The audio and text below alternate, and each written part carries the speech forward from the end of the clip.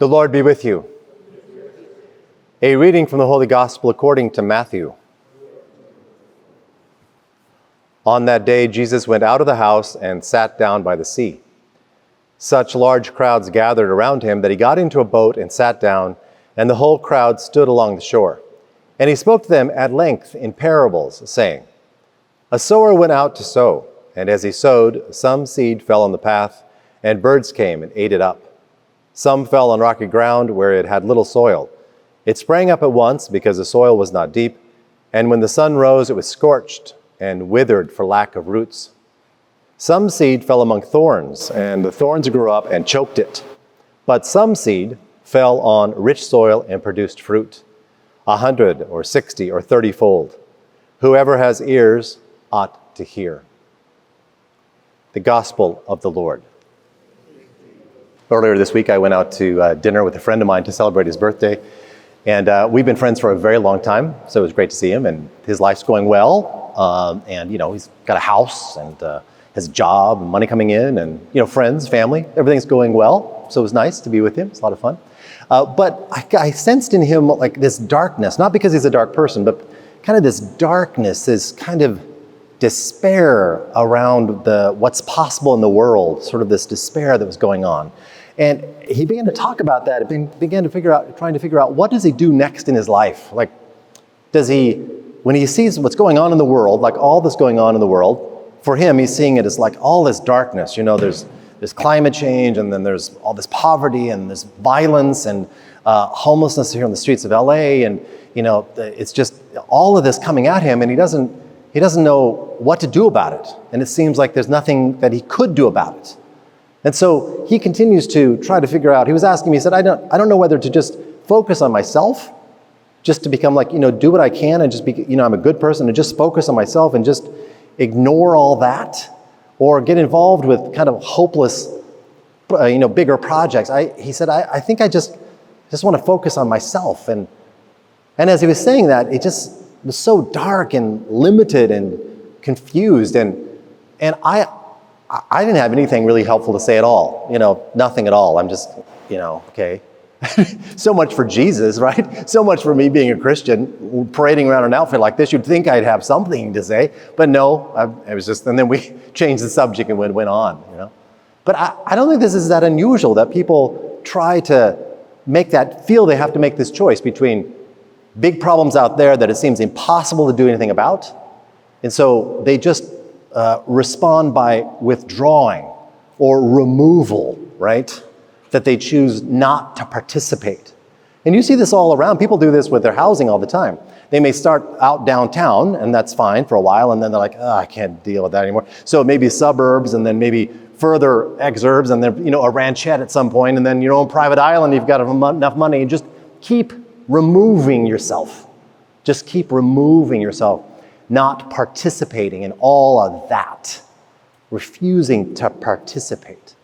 And that I know I feel that in me, and I know that you probably have it in you and in your friends or the world around. And Jesus is just not like that at all, because he's hitting us with parables. Gotta get this right. He's hitting us with parables, right? He is preaching not do this, do this, do this, or a list of laws.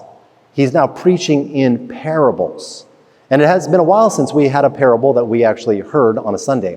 But this is one, he leaves the house, huge crowd. He has to get in a boat. The crowd is that big. And he's sitting there, and he teaches them in parables. And the thing about a parable as a rhetorical device, or like something you'd use to speak to other people, is it requires participation. It requires participation from the hearer, from the listener. Participation. You have to enter into it, because it's not quite clear what it means. It's a story, but it has different meanings that could be extracted from it. And parables for us, almost always over time, they have different meaning depending on what we bring to it. But usually the question is, in a parable, no matter what it is who am I in this parable, and who's God in this parable? Who am I and who's God in any parable? And this particular one, it has the character of the sower, the person that's out there spreading seed, spreading seed everywhere. The sower It has the seed itself that's being spread out. So who is that or what is that? And then it has the soil, the soil that's receiving the seed. So those three characters, if you will, who's God and who are you? Now, typically we think, well, there's several ways to interpret this, but often a very helpful interpretation is to say, okay, so God is the sower. Good, God is the sower, or Jesus is the sower. And the seed is the Word of God, and it's being spread, Word of God. And we are the soil. We are the soil, okay? So, and if you look at the parable in this sort of way, you begin to get some goodness out of it, or some usefulness out of it in this way. So if you think about, maybe you are the soil that's the path. The seed hits it and then the birds just take it away. It doesn't even sprout, doesn't do anything. And you think, okay, is that really compacted soil that's more used to feet rather than the seed or the Word of God? And maybe that soil is just so packed because that person's life is all about other people walking all over them, or other people's plans, or it just has this hard surface to it. Is that you? Is that you? And then the second one would be the soil that is really thin and it has all these big rocks underneath it. So the seed comes, it sprouts, but it can't get roots down because it has these huge rocks. Now, maybe that's what your interior looks like, is just a big bunch of rocks. This is a call for therapy, my friend. Figure out what are those big rocks inside of me that I just can't, I carry them around. They're heavy. They don't allow actually, anything to take root. The seed of the Word of God gets only so far and then it falls apart, Maybe that's you. So you think, oh, okay, maybe that's me. Or the third one, the thorns, right? That the seed hits this particular patch of ground and these weeds grow up with the Word of God and choke it out. This is a lot of people, anxiety, right? Is that you hear the Word of God, or the notion of the Word of God is a nice thing, but you're so anxious that it just kind of just strangles it. Or maybe there's all these bad habits in your life, right? That are thorny and they take all the light and you just can't get the Word of God to actually grow, to change your life. But the fourth one, and I hope that's everybody here, because it's the kind of soil we want to be like, oh, I want to be the good soil. I want to be the good soil. Until you look closer at the good soil and you think, the good soil, like the seed hits it, it goes into the soil, it sprouts, puts down roots, grows, and it has this very bountiful harvest, which is so great. Everybody wants to be the good soil. But if you look at the good soil, you notice that there's a lot of space in it. That seems nice. A lot of space. So do you have a lot of space in your life? Is a lot of air? Is there a lot of ways for roots to grow? Is that what your life is about? When the Word of God hits you that way?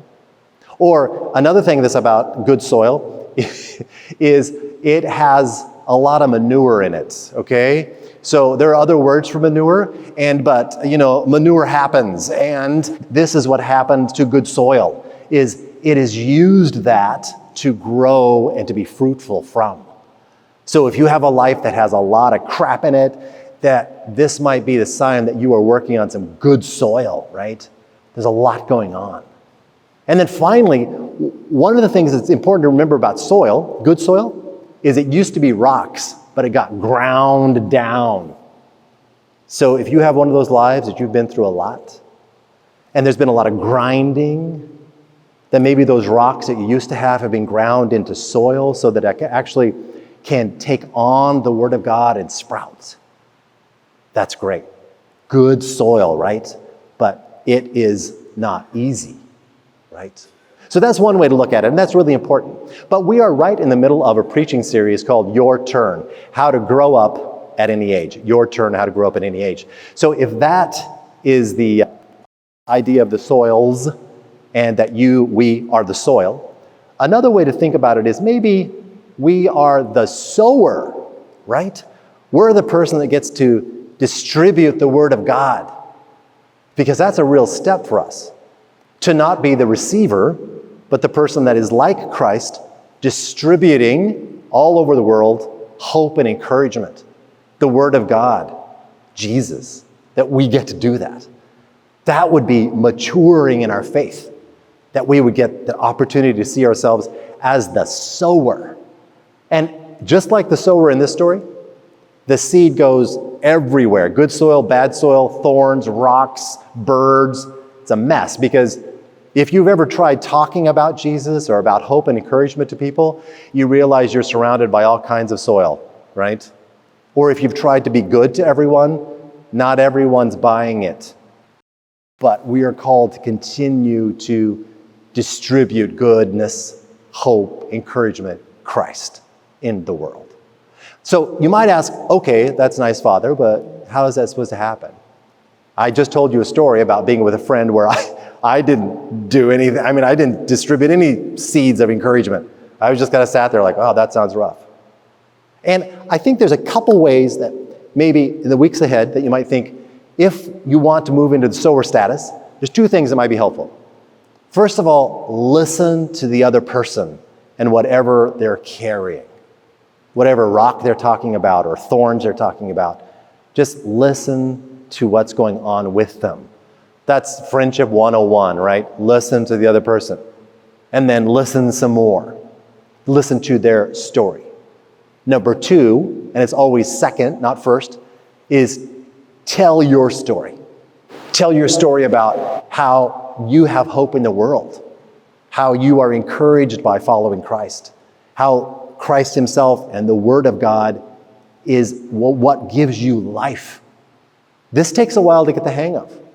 This takes a while to understand how to tell that story so that we can move to being the sower, to being a follower of Christ, to be like God in the world, where we begin to take our turn as the sower of encouragement and hope.